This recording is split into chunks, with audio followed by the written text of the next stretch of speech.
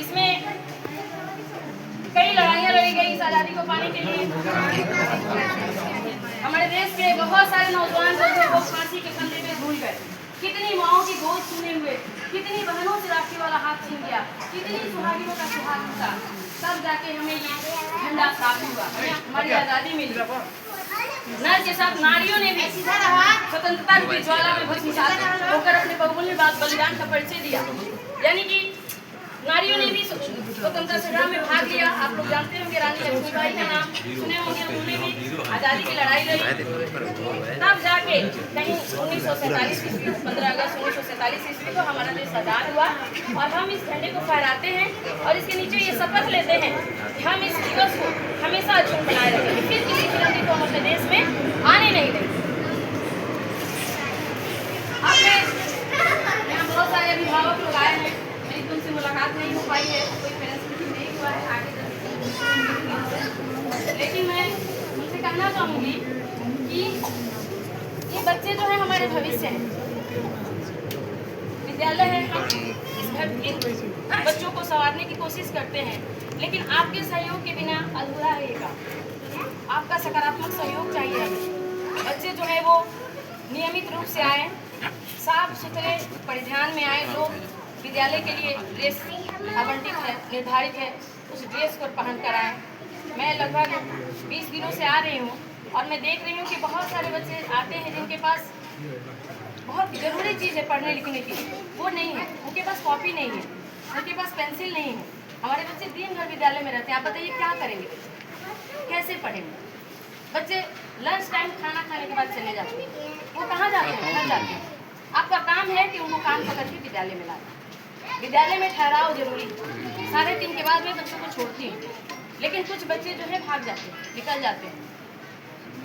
तो कहाँ जाते हैं? घर पे जाते हैं। आपको पता है कि आपका बच्चा निकल आया विद्यालय से, आप 2 दिन उसे लाएंगे, वो तीसरे दिन नहीं भागेगा। आप बताइए कि बच्चे के पास कॉपी नहीं है, हम उन्हें होमवर्क कहाँ दें? पेंसिल नहीं है, बच्चा दिन भर क्या करेगा? जब आपका बच्चा आ रहा है, उसके बैग में पेंसिल नहीं है, कॉपी नहीं है, तो आप सोचिए कि विद्यालय में क्या करेगा दिन भर? कुछ भी पढ़ाई हो, कुछ भी लिखा गया हो, वो क्या लिखेगा, कैसे लिखेगा? सरकार द्वारा जो निर्धारित चीज़ें हैं जो वो बच्चों तक पहुंचाई जाएंगी पूरी तरह। जो सरकार की योजनाएं हैं उसका लाभ पूरा दिया जाएगा बच्चों को। लेकिन कुछ भूमिकाएं हमारी भी हैं, आप अभिभावक की भी कुछ भूमिकाएं हैं। आप रोज़ बच्चों को देखें, उनके कॉपी में क्या होमवर्क मिला है, उसमें सकारात्मक सहयोग करें। बच्चों को होमवर्क करने में सहयोग करें। होमवर्क नहीं मिला है तो क्यों मिला, क्यों नहीं मिला? उनके पास कॉपी नहीं है या क्या बात है? आप आके विद्यालय में भी बोल सकते हैं। हमारा बच्चा जब विद्यालय में जाता है, प्राइवेट स्कूल में जाता है, तो पता चलता है कि हमारे जो मनोभाव है वो बदल जाते हैं। और सुबह से उठ के मम्मी परेशान रहती है, नाश्ता बनाना है, बच्चे को रेडी करना है, टाई लगाना है, बैग में क्या है नहीं है। लेकिन जब सरकारी विद्यालय में आता है बच्चा, तो अलग हमारा ध्यान अलग हो जाता है। आखिर क्यों? आज सरकारी विद्यालय में बीपीएससी से शिक्षक आए हुए हैं, आप लोग को पता होगा। बीपीएससी एक टफ एग्जाम होता है, उसको पास करके हमारे विद्यालय में, सरकारी विद्यालयों में सरकार ने शिक्षक दिए हैं। घरों में इतनी सुविधा नहीं है। विद्यालय आप खुद देख रहे हैं, आपका विद्यालय कितना अच्छा बना हुआ है, लेकिन बच्चे आते हैं, क्यों आते हैं? पढ़ाई के लिए। सरकार का जो उद्देश्य है उसको पूरा करने के लिए अगर हम थोड़ा सक्षम नहीं होंगे, हम थोड़ा कर्तव्यनिष्ठ नहीं होंगे, तो फिर सरकार की जितनी भी योजनाएं हैं ये सब फीकी पड़ जाएंगे। अगर कोई चीज़ मिलने वाला रहता है, वहाँ पता चलता है कि बच्चों के साथ पूरे अभिभावक भी चले जाते हैं। कितने दिन रहेगा वो?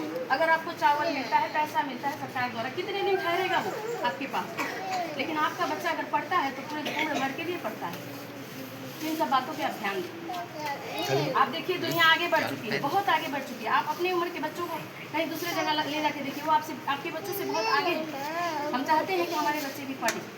सभी बच्चों में सब कुछ छुपा हुआ है, किसी बच्चे में कला की कोई कमी नहीं है, लेकिन उन्हें प्लेटफॉर्म देना पड़ेगा, उन्हें हमें माहौल देना पड़ेगा, हमें बदलना होगा। जैसे हम थे वैसे ही हमारे बच्चे रह जाएं। क्या आप ऐसा चाहते हैं? मुझे नहीं लगता कोई ऐसा चाहता। एक शराबी पिता भी चाहता है कि हमारा बच्चा पढ़े लिखे शराब नहीं। एक माँ भी चाहती है कि हम भले बुद्धि बनाते हैं कि हमारे बच्चे पढ़े। तो इसमें आपका थोड़ा सहयोग चाहिए। आप सोचते हैं ये छोटा बच्चा ये क्या करेगा बड़ा होकर? ये अभी डीएम बनेगा, डॉक्टर बनेगा, लेकिन नहीं डीएम, नहीं डॉक्टर, ये उगता हुआ सूरज है। हम डूबते हुए सूरज में, कल हमारी जगह ये बच्चे खड़े होंगे। तो मैं चाहूँगी कि आप अभिभावक आए हुए हैं आज, तो मैं अपनी तरफ से कह रही हूँ कि आप विद्यालय के प्रति सकारात्मक सहयोग दें। सरकार की नीति बदल चुकी है शिक्षा के प्रति, वो चाह रही है कि हर घर में शिक्षा जो है हो, हर एक व्यक्ति पढ़े, सारी सुविधाएं दी जा रही हैं, लेकिन हमारे मनोभाव नहीं बदलेंगे तो हम कुछ नहीं कर पाएंगे, उन नीतियों का हम कुछ लाभ नहीं उठा पाएंगे। तो हम चाहेंगे कि हम बहुत दूर से आते हैं यहाँ, और आते हैं बच्चे चले जाते हैं, उनके पास कॉपी नहीं होती है, तो मुझे बड़ा दुख होता है। मैं क्या करूँगी ऐसे चीज़, इतना बड़े बिल्डिंग का क्या मतलब जब बच्चे ही हमारे नहीं पढ़े। तो ये छोटे बच्चे जो है ये मिट्टी के लोंदे के समान है, हम जैसा करेंगे वैसे ये कर जाएंगे, लेकिन हम अकेले ये काम नहीं कर पाएंगे।